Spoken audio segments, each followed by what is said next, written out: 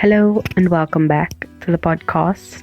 I know last week's episode was a bit short and this one is also a bit shorter, not for lack of trying, just for the fact that there's not that much to say about it, but I did promise you guys a story time, so this is it.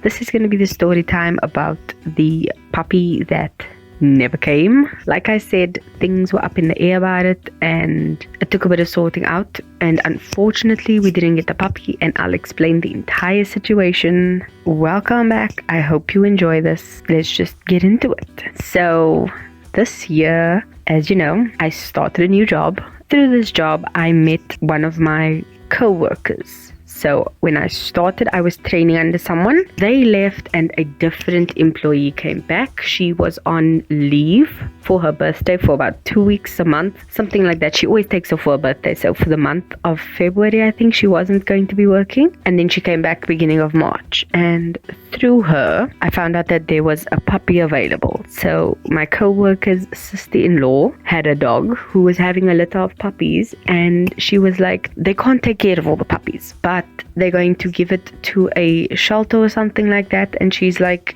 they're just trying to give the puppies away to good homes. What is your history with dogs? Like, what does your place look like and stuff? And they were just like, okay, cool. We were going to get a puppy. So this happened literally like beginning of March. And I literally messaged my mom. I'm like, do you want a puppy? She's like, we've been looking for a new dog because our one is getting very old. And I got one last year. My puppy turned 1.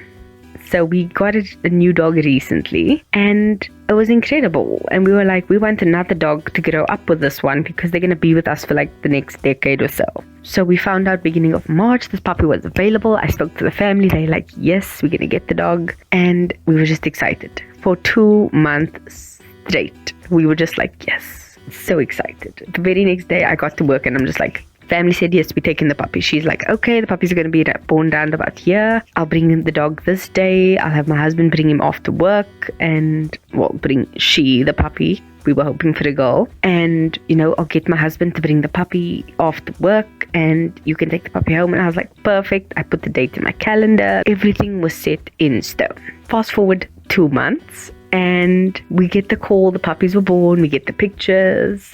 As the 2 months progresses, we get updates like, oh, she gave birth this day, like, here's what the puppies look like, this one is going to be yours, like pictures and everything. We were so excited, we were debating names. It was just exciting for like literally 2 months. And then the week of the puppy supposedly coming to us, we hear literally on the day we were supposed to get the puppy, my father said no. So for this week, the entire week from Monday to Saturday, we were like, what are we going to name the puppy? What are we going to name the puppy? What are we going to name the puppy? And we've been debating names back and forth. And then on the day of getting the puppy, my dad decides to change his mind and just go, nope, we're not getting the dog.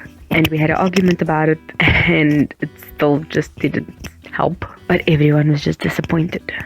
Like there were no words to describe the feeling in the room. It was just sadness and disappointment. There was nothing you could do about it. It was so sad. And the worst part was there was nothing that would make it better.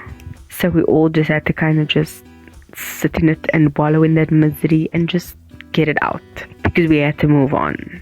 The very next day I was like, look, my dad said no, my mom said yes, we still want it. Is it possible to just go get the dog? And she was like, they can't really keep the dog for that long. They said they're going to get rid of them and give them to the proper shelter that will find homes for them. Like, we can't really wait.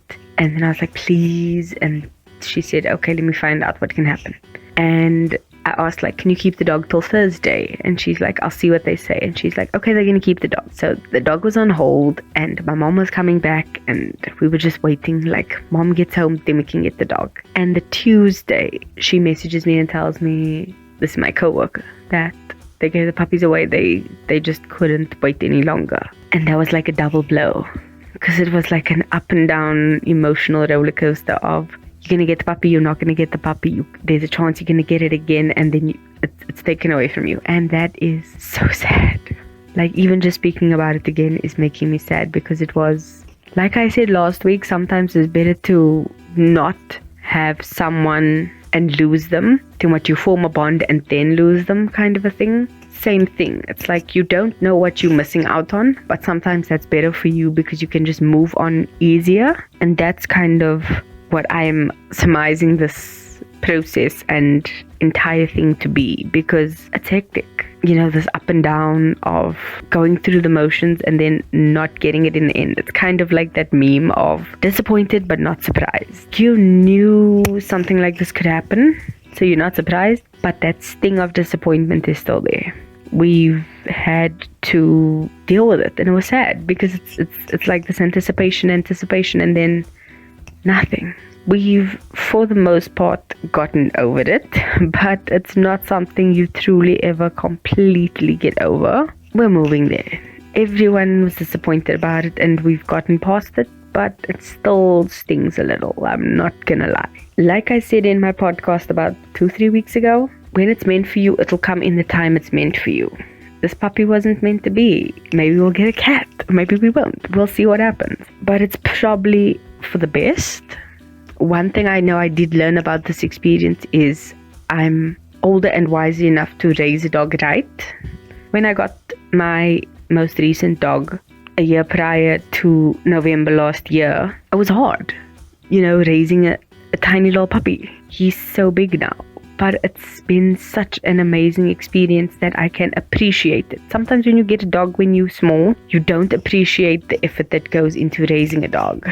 Which is why some people treat their dogs like children. And I get it now that I'm older. So having a puppy when you're older in life just makes you that much more responsible, but it also teaches you so much more valuable lessons that you wouldn't have had otherwise. That's why I said I knew this puppy would be a challenge, and I don't know how we would have handled it. So maybe it's for the best that we didn't get it, but it still doesn't take away that disappointment and sadness. My dog is coming up on 2 years this year, like end of year November, and having him has changed my personal perceptions, and it's been an amazing experience. So I don't think I would ever change that, and I would always wish for that again, which is why we were so adamant on the puppy. But that aside, it is what it is, and that can round out to the song that is this week's one, which is Meant to Be by Bebe, Rexha, and that country boy band, whatever they are. It was a very famous song a while back, but Meant to Be, and the lyrics are basically, if it's meant to be, it will be,